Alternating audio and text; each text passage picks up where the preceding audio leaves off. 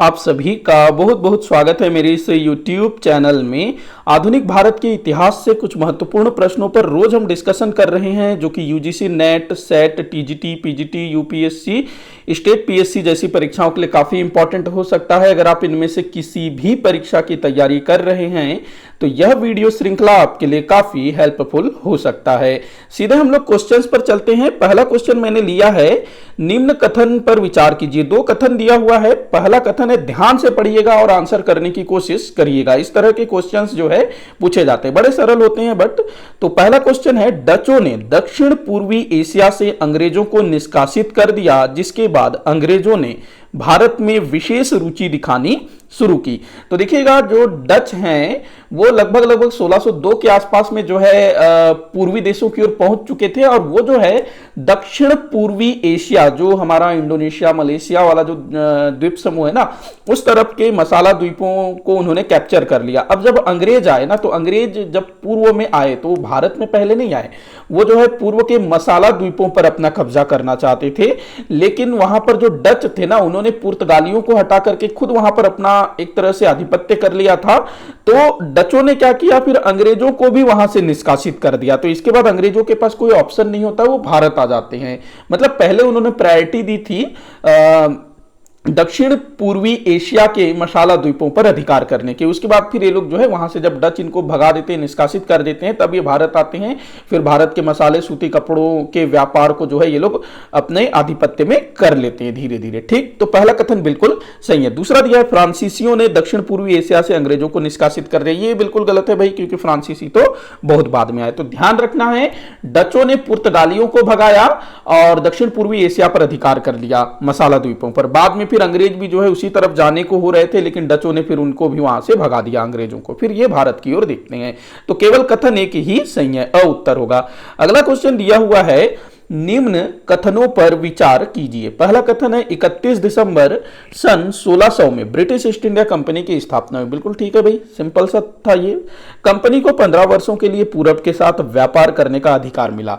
दूसरा कथन भी बिल्कुल सही है। एक चार्टर जारी किया जाता है जिसके तहत कंपनी को यह अधिकार दिया जाता है कि ब्रिटिश ईस्ट इंडिया कंपनी ही ब्रिटेन से ये जो है पूर्वी देशों के साथ व्यापार कर सकती है। पूर्वी देशों के अंतर्गत भारत भी आता था। तो ठीक है, 15 साल के लिए इनको जो है दे दिया गया अधिकार। उसके बाद 1609 में एक नया चार्टर जारी किया जाता है, जिसमें बोला जाता है कि पूरब के साथ व्यापार के इस विशेषाधिकार को अनिश्चित काल के लिए विस्तारित कर दिया जा रहा है। तो ये भी सही है। मतलब कि 1609 में जो है ना, जो 15 साल का जो टाइम दिया गया था, इसको अनिश्चित काल के लिए विस्तारित कर दिया जाता है। तीनों कथन यहां पर सही है। तो उपरोक्त सभी सही है। अगला क्वेश्चन है, बड़ा सिंपल सा है, सेंट जॉर्ज किला की स्थापना अंग्रेजों द्वारा कहां किया गया था। देखो, कलकत्ता में फोर्ट विलियम किला बनाया गया था, और मद्रास में बनाया गया था सेंट जॉर्ज किला। मद्रास जो है 1639 में चंद्रगिरी के शासक से लीज पर लिया गया था, पट्टे पर लिया गया था। बाद में उसको ये लोग जो अपने कब्जे में कर लेते हैं और वहां पर सेंट जॉर्ज किला स्थापित कर लेते हैं। तो किले, कौन कौन से किले कहां पर थे, ये ध्यान रखना। अगला क्वेश्चन दिया है, कथाक डाबू तट का संबंध किससे। कथाक डाबू बड़ा इंपॉर्टेंट हो सकता है। कथाक डाबू, देखो, जब वास्को डी गामा भारत पहुंचा ना, भारत के कालीकट समुद्र तट पर पहुंचा, तो वो जिस समुद्र तट, जिस स्थान पर पहुंचा, उसको कहा जाता है कथाक डाबू। तो यहां पर इसका संबंध होगा पुर्तगालियों से, वास्को डी गामा से। ठीक, ध्यान रखेंगे। अगला क्वेश्चन दिया हुआ है, निम्न कथनों पर विचार करने को बोल रहा है, तो इसको आप ध्यान से पढ़िए और आंसर करने की कोशिश करिएगा। भारत में पुर्तगाली बस्तियों का प्रथम गवर्नर वास्को डी गामा था। बिल्कुल गलत है भाई, वास्को डी गामा गवर्नर नहीं था। हालांकि प्रथम यूरोपीय था जो भारत आया था, या प्रथम पुर्तगाली था जो कि समुद्री यात्रा करके भारत आया था। दूसरा दिया है, भारत में पुर्तगाली बस्तियों का प्रथम गवर्नर पेड्रो अल्वारेज था। यह भी गलत है, यह दूसरा पुर्तगाली था जो कि समुद्री रास्ते से होता हुआ भारत आया था। तीसरा दिया है, भारत में पुर्तगाली बस्तियों का प्रथम गवर्नर अल्मेड़ा था। बिल्कुल ठीक है, अल्मेड़ा पहला गवर्नर था, ध्यान रखना इस चीज को। अगला दिया है, भारत में पुर्तगाली बस्तियों का प्रथम गवर्नर अल्बुकर्क था। यह दूसरे नंबर का था। तो यहां पर केवल कथन 3 सही है, बाकी तीनों गलत है। तो स आपका उत्तर होगा। अगला क्वेश्चन दिया है, भारत में यूरोपियों के आगमन के समय के विषय में निम्न कथनों पर विचार कीजिए। जिस समय भारत में यूरोपियों का आगमन हुआ, तो उस समय से संबंधित कौन सा कथन सही है, यह आपको बताना है। पहला कथन दिया है, यूरोपियों ने प्रारंभ में भारत के तटीय क्षेत्रों में अपने अधिकांशतः व्यापारिक कारखाने स्थापित किए। तो जब यूरोपीय आए ना, पुर्तगाली आए, तो उन्होंने सबसे पहले तटीय क्षेत्रों में अपना व्यापारिक कारखाना बनाया, ये बोल रहा है पहला कथन। तो बिल्कुल सही है, जब पुर्तगाली आए तो उन्होंने कोचीन पर अपना कब्जा जमाया। कालीकट में भी उन्होंने कोशिश किया, लेकिन कालीकट में उनको सफलता नहीं मिल पाई। बाद में वो लोग गोवा को अपने अधिकार में कर लेते हैं। दमन, दीव, ये सब जो समुद्र तटीय स्थल थे। इसके बाद इसके अलावा इन्होंने जो मलक्का है, हरमुज है, ये सब क्या है, समुद्र तट के किनारे स्थित है। इसके अलावा और भी समुद्र के किनारे वाले क्षेत्रों को उन्होंने अपने अधिकार में किया। जब अंग्रेज भारत में आए तो उन्होंने भी सेम यही चीज किया। सूरत, बंबई, कलकत्ता, इन सब चीजों पर अधिकार करना शुरू कर दिया। फ्रांसीसियों ने पौंडीचेरी, माहे, करिकाल जैसे क्षेत्रों पर अपना अधिकार किया। मछलीपट्टनम भी एक ऐसा ही जगह था। समुद्र तटीय क्षेत्रों को इन्होंने जो है अपने कारखाने स्थापित किए।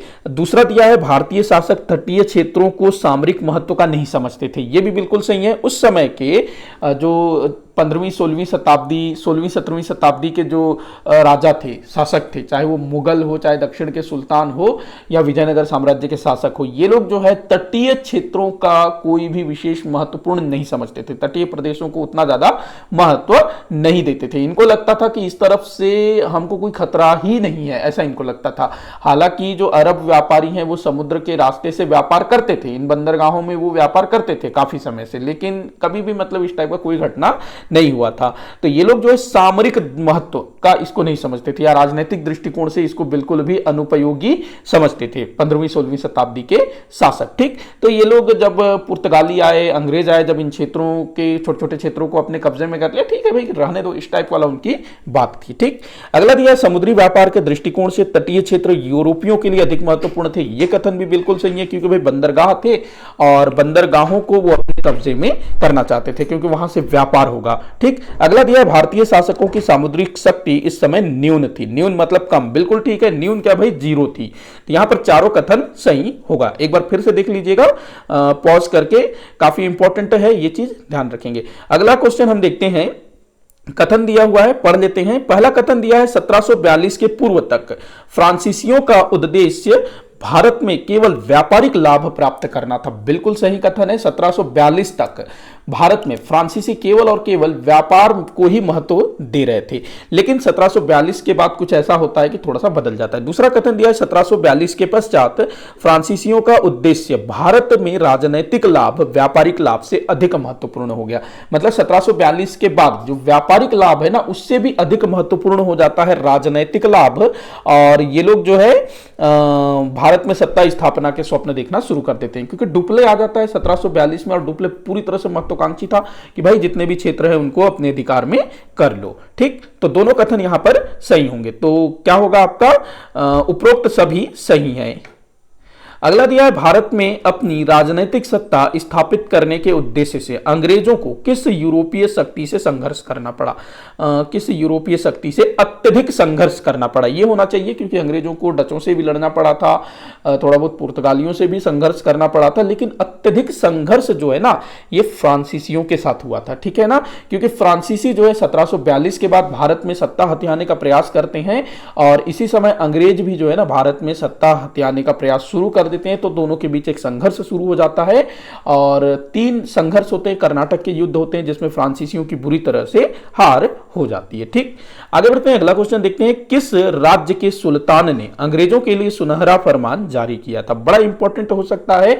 सुनहरा फरमान क्या था, इसके तहत 1632 में दक्षिण के एक सुल्तान ने 500 पगोड़ा जो है वहां की करेंसी थी, तो 500 पगोड़ा प्रति वर्ष के बदले उसके बंदरगाहों पर कर मुक्त व्यापार का अधिकार दे दिया। ये सुल्तान कौन था, गोलकुंडा का सुल्तान था। ठीक, तो गोलकुंडा के सुल्तान ने 500 पगोड़ा प्रति वर्ष की दर से इनको जो है कर मुक्त व्यापार का अधिकार दे दिया अपने बंदरगाहों से। तो ये काफी अच्छा था अंग्रेजों के लिए। ऐसा ही फरमान जो है आगे चल करके 1717 में मुगल बादशाह फर्रुखसियर भी जारी करता है। 3000 रुपए में बंगाल, बिहार, उड़ीसा में कर मुक्त व्यापार का अधिकार। ठीक, ध्यान रखेंगे। तो यहां पे गोलकुंडा आंसर हो जाएगा। अगला क्वेश्चन है जो कि वीडियो का लास्ट क्वेश्चन है, किस मुगल बादशाह के शासनकाल में बंगाल में अंग्रेजों ने अपना पहला कारखाना स्थापित किया। तो बंगाल में अंग्रेजों ने किस मुगल बादशाह के समय अपना कारखाना स्थापित किया भाई, तो 1651 में इसने स्थापित किया था अंग्रेजों ने। और आपको बताना है इस समय कौन था मुगल बादशाह, तो शाहजहां। शाहजहां के समय इन्होंने जो है बंगाल में अपना पहला कोठी स्थापित किया। बंगाल का सूबेदार हुआ करता था उस समय शाह सुजा, जो शाहजहां का जो बेटा था ना। ठीक, तो इसी के साथ आज का ये वीडियो यहीं पर समाप्त होता है। आप लोग मुझे कमेंट करके बताइएगा कि आपसे कितने क्वेश्चन सॉल्व हुए। किसी भी क्वेश्चन में कोई भी डाउट हो जरूर बताइएगा ताकि मैं सॉल्व कर सकूं। वीडियो को जितना हो सके उतना आप शेयर करिएगा, चैनल को सब्सक्राइब करिएगा। वीडियो को आखिर तक देखने के लिए बहुत बहुत धन्यवाद।